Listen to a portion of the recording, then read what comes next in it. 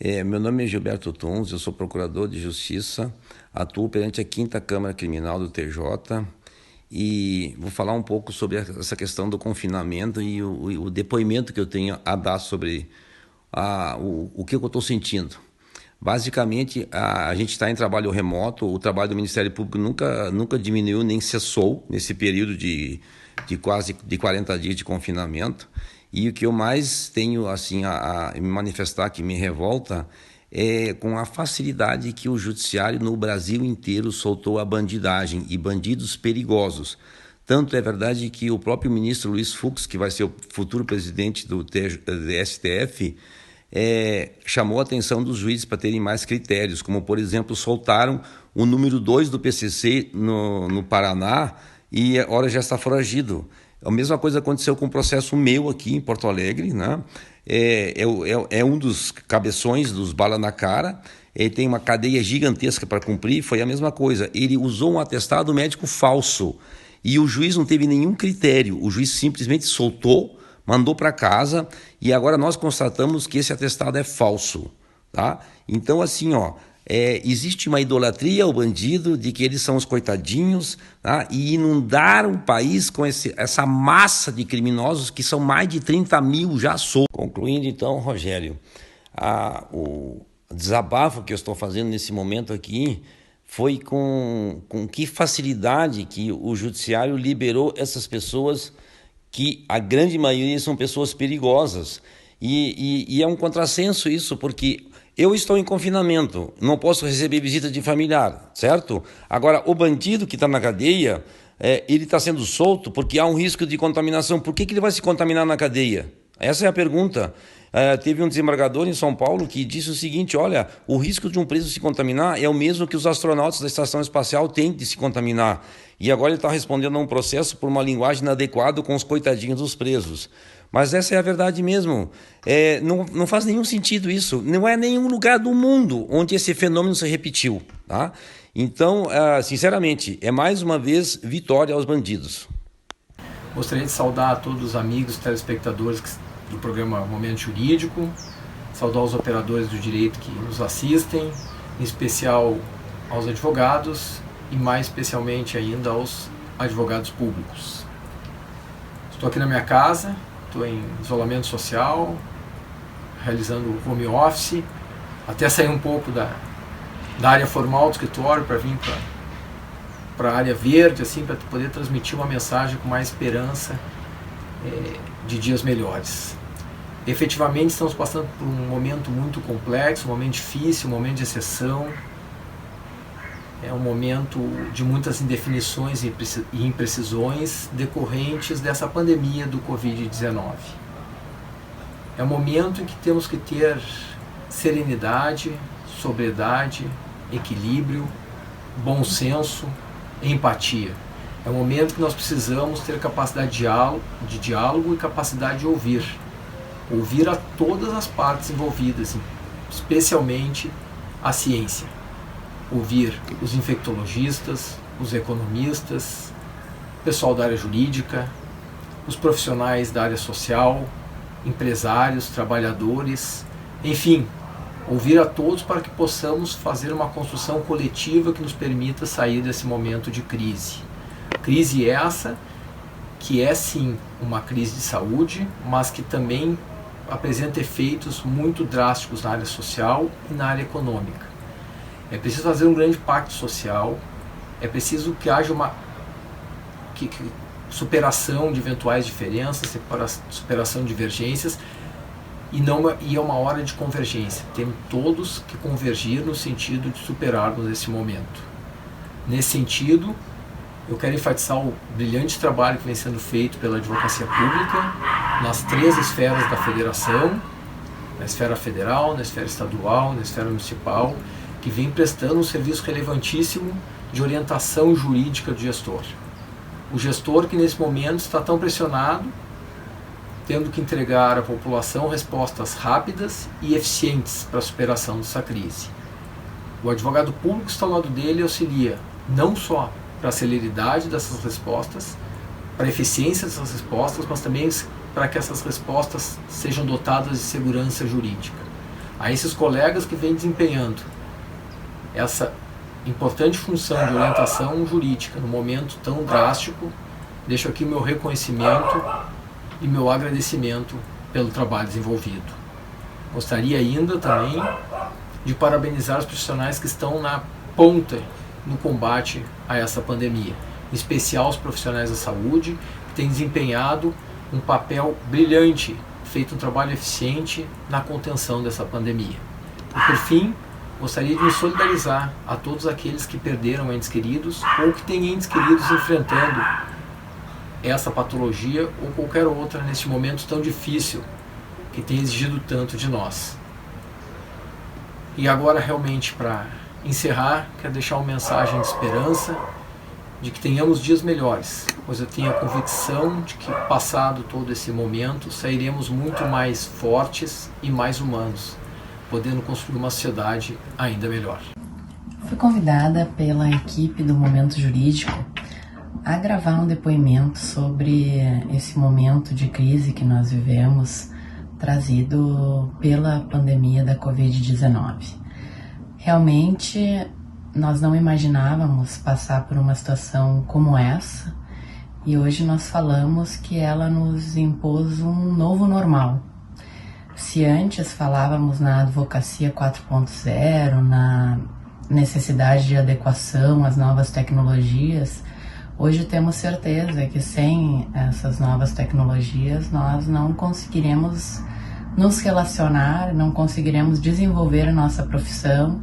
Então, desde o início da pandemia, a nossa preocupação em termos institucionais, tenho função na diretoria da OAB do Rio Grande do Sul, no momento, tem sido em conseguir facilitar o acesso à advocacia, a essas ferramentas tecnológicas, porque realmente hoje nós vivemos numa realidade que nós dependeremos dessas ferramentas para conseguir fazer a representação em juízo dos entes e das pessoas que representamos.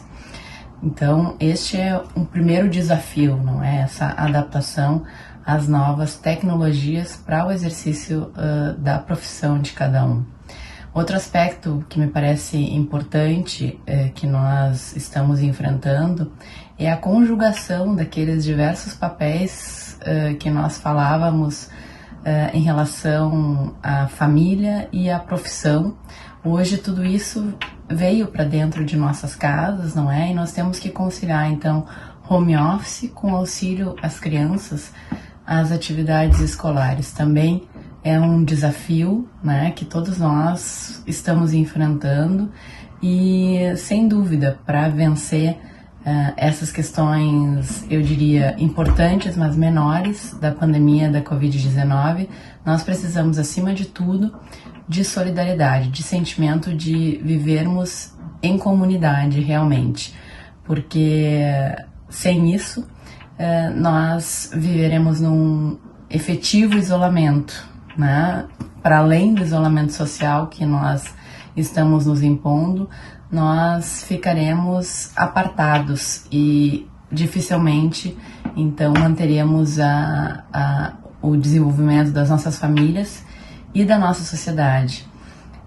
Claro, tem questões muito mais graves que aqui, às quais aqui não estou me referindo, como a própria morte de milhares de pessoas. E para enfrentar essa questão de saúde, nós precisamos, aí sim, falar em instituições fortes. Nunca acreditei e não acredito em salvadores da pátria, e sim em instituições fortes, com valores bem estruturados, com missões bem delimitadas e que exerçam seus papéis. Então eu penso que é isso que nós precisamos, não é, para vencer a pandemia, ou pelo menos, não é, se nós não sabemos ainda como vencê-la, por isso tantas mortes, não é? Hoje mesmo foi dito que o número de mortes nos Estados Unidos é superior às mortes do Vietnã, da Guerra do Vietnã. Então, imagina o tamanho do que nós estamos falando aqui, mas para vencer tudo isso, como vinha dizendo, ou pelo menos sobreviver a tudo isso, nós precisamos de instituições fortes e de que nossas lideranças consigam trazer um pouco de acolhimento àqueles que, no mínimo, aqueles que estão perdendo vidas em suas famílias, não é? Iniciei aqui falando de questões que podem ser superadas, não é? Que nós vamos nos adaptando, cumprimento de prazos processuais, realização de audiências virtuais, diálogos imprescindíveis que nós estamos fazendo interinstitucionais, OAB, Tribunal de Justiça, Ministério Público, Procuradoria-Geral do Estado, Procuradoria-Geral do Município, Defensoria Pública, todo o sistema de justiça dialogando para resolvermos essas questões que são relevantíssimas, importantíssimas, mas menores frente às vidas que estão sendo perdidas nessa pandemia. E para isso que refiro então que o mais importante nesse momento é a solidariedade, é o sentimento de união e o sentimento de que nós realmente temos que auxiliar, não é, os profissionais da saúde, que são os que estão realmente neste momento indo para a guerra de forma ativa, estão expondo suas vidas para que a sociedade continue funcionando, não é? E que os males dessa pandemia sejam os menores possíveis. O nosso papel neste momento é seguirmos as orientações dos órgãos de saúde, ficarmos em casa e auxiliarmos para que toda a sociedade continue em funcionamento, não é? Mas com um mínimo de resguardo ao que mais importa, que é a vida de todas e todos nós. Então, essa é a minha mensagem. Vamos pensar positivamente, vamos agir tendo como primeiro compromisso um agir coletivo, a preocupação com a vida de todos nós, e vamos esperar que logo mais tudo isso passe e que nós possamos voltar a dar abraços apertados, abraços carinhosos, como antes disso tudo acontecer. Olá, queridos amigos, espero que todos estejam bem, apesar desse difícil momento que estamos enfrentando, mas tenho certeza absoluta que nós vamos sair mais fortes de tudo isso. Hoje venho a convite do programa Momento Jurídico falar um pouquinho sobre o Instituto Proteger. O Instituto Proteger é uma associação sem fins lucrativos que atua na proteção da criança, do adolescente e do idoso, principalmente frente aos conflitos familiares. E nós sabemos que nessa pandemia os nossos sujeitos protegidos precisam de muita atenção. Hoje eu venho falar da necessidade de construirmos um caminho de cuidado em relação aos nossos idosos. E o ponto principal do Instituto Proteger é alertar para que a gente não confunda isolamento social com abandono afetivo. Os nossos idosos, eles não podem se sentir abandonados. Mesmo que a gente não possa estar convivendo com eles, fazendo aquela visita de final de semana, nós podemos manter contato telefônico, estando presente afetivamente, nos preocupando com eles. Não só me refiro naqueles idosos que hoje já estão nos amparos, nos asilos que a gente chama, mas também aqueles que moram sozinhos em casa com a presença de cuidadores. Esses também precisam não se sentir abandonados nesse momento. É muito importante que a gente realmente comece, que a gente aproveite também essa nossa fase agora de isolamento e a gente comece a refletir sobre o que nós queremos também para o nosso futuro, porque amanhã nós seremos os idosos e como que a gente vai querer ser cuidado, Então fica esse convite muito especial para cada um. Não vamos confundir isolamento social com abandono. Outro ponto importante que eu quero destacar em relação ao Instituto Proteger é o nosso projeto Banco da Solidariedade. O Instituto Proteger conta com um banco de solidariedade que tem 3 instituições cadastradas, que é a Pequena Casa da Criança, o Santo Antônio dos Excepcionais e o Amparo Santa Cruz.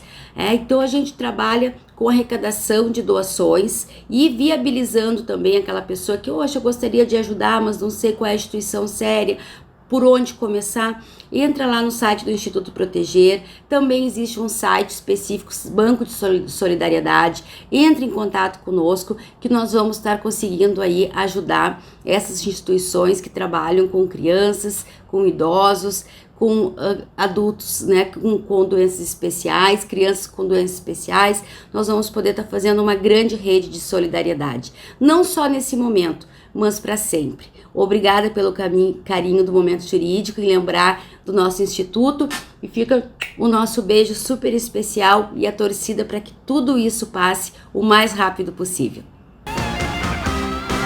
Nós da Forma Espaço e da Dueto, neste momento de pandemia, estamos fazendo uma campanha para ajudar comunidades carentes próximas aqui da Zona Sul. Estas famílias estão precisando de alimentos não perecíveis e de materiais de higiene. As doações você pode deixar na loja Elevato da Zona Sul, que é a nossa parceira nessa campanha, na Venceslau Escobar 1820. Faremos a entrega destes donativos ao Instituto das Filhas de Maria Imaculada, que fica dentro da Vila Cruzeiro. Elas já fazem assistência junto a esta comunidade há mais de 25 anos. Venha conosco fazer parte desta campanha. Moradores de outros bairros também podem se organizar e participar dessa ação nessas comunidades carentes da sua região. Esse é o momento de nos unirmos e ajudarmos a todos. Ajude a ajudar quem já ajuda. Adote uma comunidade carente próxima ao seu bairro. Faça parte você também desta corrente humanitária. Participe dessa campanha conosco.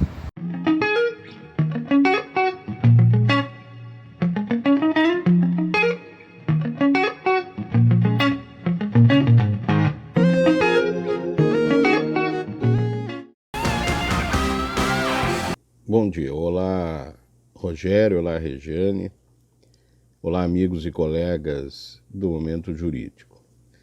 Nos defrontamos hoje com um cenário de pandemia, crises políticas e o caso Moro. Há muito tempo atrás, uns 40, 50 anos, talvez até 60, os comerciantes do Rio Grande do Sul foram a Brasília reclamar do ministro que o comércio não aguentaria uma situação. O ministro da época respondeu: com o comércio não acontecerá nada, sim com os comerciantes, mas o comércio sempre existiu e sempre existirá. O comércio não tem o problema, o comércio apenas muda de mãos, o comércio não acaba. Isso foi um conselho e uma constatação não das mais gentis ou diplomáticas, mas real. O que nós temos hoje é uma mentalidade de que nós temos que ter garantia de que as coisas não mudem e que temos que ter garantias de tudo. Ora, não temos garantia e seguidamente as coisas começam a acontecer e a exigir mudança. A internet foi uma mudança que extinguiu com a Kodak, a fotografia digital extinguiu com a Kodak, a Uber extinguiu praticamente com a questão dos táxis. Ora, o que tira o streamer, as locadoras não existem mais, o que ocorreu foi que o que retirou essas empresas e esses setores do mercado foi a inflexibilidade, a recusa de mudar a maneira com a qual usavam fazer seus negócios. E não tem aquele ponto de inflexão. Então, o que ocorre também em relação à crise no Brasil é que as oposições já há algum tempo não aceitam o resultado das eleições e começam a tornar inviável, criando crises, picuinhas, coisas das menores possíveis e transformando, dando um foco excessivo e extremamente alargado. Veja o que aconteceu com a Argentina há anos atrás que o presidente não durava 3 meses, 6 meses, um durou uma semana. Destruiu com um país riquíssimo e que tinha suas paredes de ouro no tesouro. Então, os impeachments que seguidamente tem, todos os governos têm 20, 30 impeachments, desde o José Sarney tinha impeachment, o que ocorre é que tentam dar o voto de desconfiança do parlamentarismo sem que o parlamento caia. Ora, cai o governo, cai o parlamento. Aí teria um pouco mais de responsabilidade. Então, o que retira do mercado não é a crise, mas sim a mudança. Muito obrigado.